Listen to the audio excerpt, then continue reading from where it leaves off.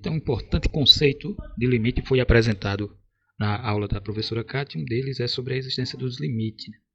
Bom, a gente pode entender esse exemplo com a função. Aqui eu tenho o gráfico de uma função cinza, e o ponto aqui que tem coordenada x igual a 2. À medida que eu vou aproximando esse 2 de 1, veja os valores que a função vai tomando. F de 1,4, F de 1,3, F de 1,2. Os valores em F, correspondente a essa aproximação, estão indo para o 3. F de 1,1 é 2,81. F de 1 é igual a 3. Então, à medida que eu me aproximei de 1 por valores maiores do que ele, ou seja, que ficam à direita do valor de 1, então por isso que se diz aproximação à direita, a nossa função se aproximou de 3. O valor da função se aproximou de 3. O equivalente acontece com aproximações à esquerda de 1.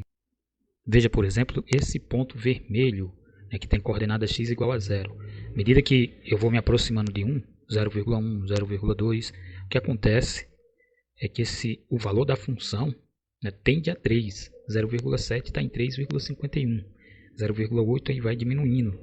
0,9, 1. Então, minha função em 1 corresponde ao valor 3. Isso quer dizer que a função tem um limite nesse ponto 1 igual a 3. O limite dessa função no ponto 1 existe e é igual a 3. Dá a impressão que para toda função o limite vai existir, mas isso não é sempre verdade. Olha um exemplo aqui. Vejamos o exemplo dessa função aqui. Quando o nosso ponto P, que tem coordenada x igual a 2, aproxima-se de 1, pela direita, por valores maiores que P, o que acontece?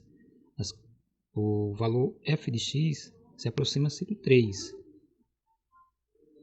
Em contrapartida, o ponto Q da mesma função, que se aproxima do ponto 1 pela esquerda, por valores menores do que 1, a nossa função ela assume valores que vão se aproximando de 3,3, ou seja, não é o mesmo 3 que dá a aproximação pela direita. Quando isso acontece, a gente diz que o limite, naquele ponto, o ponto específico aqui é 1, para a função não existe, certo? Então, o limite de uma função só vai existir se ele for único pelas duas laterais, tanto da esquerda como da direita. Se isso não acontecer, a gente diz que os limites não existem. E a recíproca é verdadeira, Quando o limite existe, então em ambas laterais ele é único. Se não é único é porque não existe.